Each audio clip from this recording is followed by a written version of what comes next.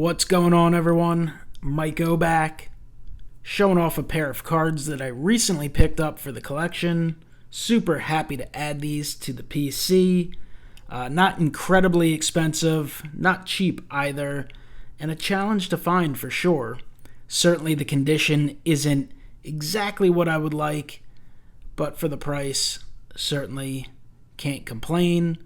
So we have a pair of cards here from 1921. These are from the E253 Oxford Confectionery set.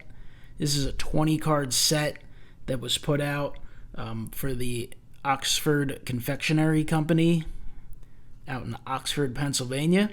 And it's a pretty awesome set. The Phillies are represented twice on the 20-card set, which is pretty amazing considering the 1920 Phillies, the team that played the year before these came out, was not good. No surprise based on the Phillies, history back in those times. They, think they finished in 8th place in the National League with a 62-91 record. So they struggled quite a bit. And if you actually look at the checklist of the set, it is pretty amazing. There are some big-time cards that you can grab out of this set. Look at some of the Hall of Famers, namely Babe Ruth. I mean, that would be an unbelievable pickup for any collection.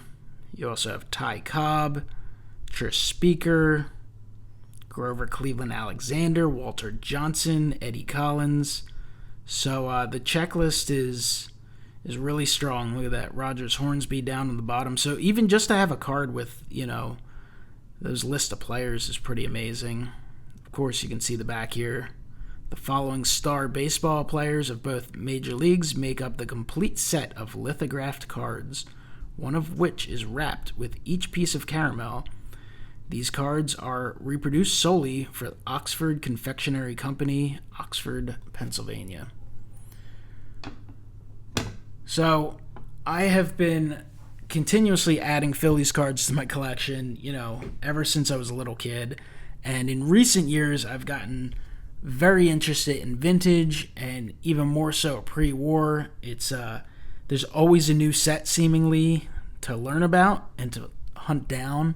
Always cards that you can add to the collection. And there's just something really fun about all the pre-war stuff and vintage. And, of course, I love the modern cards and modern game as well.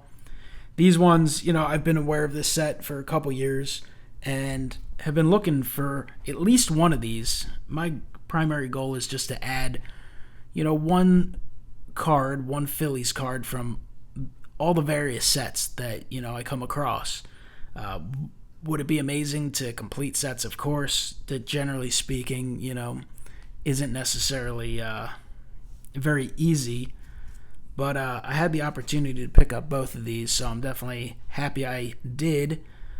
Cy Williams is in a PSA 1. It's poor. It's definitely fairly beat up. And the Lee Meadows is a fair 1.5. It's a little better, but obviously substantial creases. But when the card is 100 years old, honestly, the condition really doesn't bother me. Would I like a slightly better example? Maybe like a 3, of course. But again, the card's 100 years old. It looks the way it probably should look. And, I think they present pretty well overall. You can zoom in a tiny bit. I just think they're definitely fine additions. And, there's a lot of scarcity in today's manufactured scarcity. But this old school stuff, when you get to cards this old, they truly are scarce and they're hard to find. And you can usually come across them, but there's not much competition for some of this stuff. So they get listed for sale on something like eBay. And they get put up at a buy it now price that is, fairly high. And there's no real, unless someone's hard up for money, there's really no incentive to lower the price because there's just rarely any competition. I was lucky continuing to search these out, and this seller put them up for sale at a fairly high price at auction and I was very tempted to bid, but I said, you know what? I just kept following it, and no one had bid. So I was like, all right, we'll just see what happens. They got listed, then relisted again at like 75% off that price. And I was like, okay, well, I'm absolutely bidding this time. And while I had to bid up a little bit, I got them substantially cheaper, both under $100. And the reason there aren't many, and you don't see many up for sale, is because there just aren't many.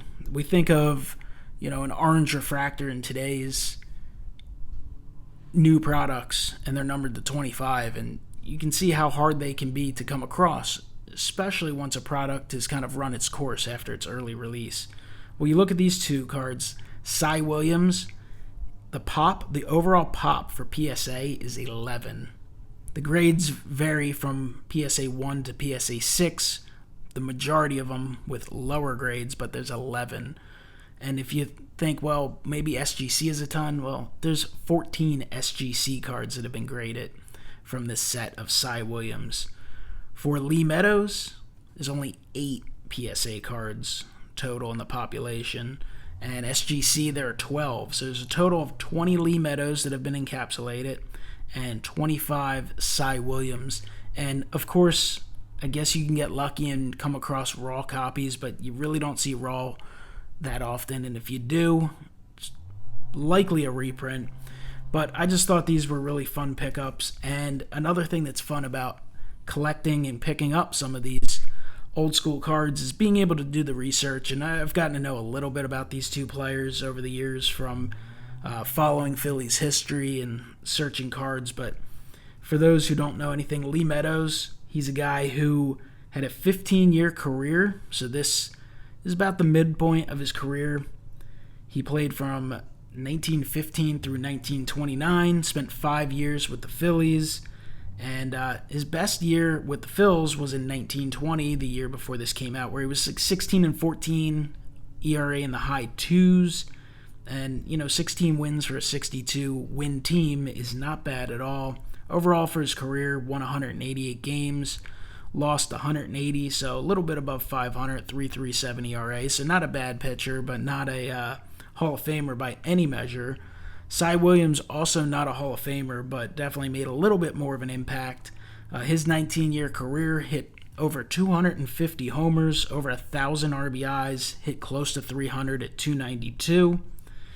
Spent 13 of his major league seasons in Philadelphia, where he won 3 of his 4 home run championships. He was a 4-time home run champion, including 1920, where he led the league with 15 homers, 72 RBIs, and hit 325. So had an excellent 1920 campaign, despite the fact that the Philadelphia Phillies were not very good.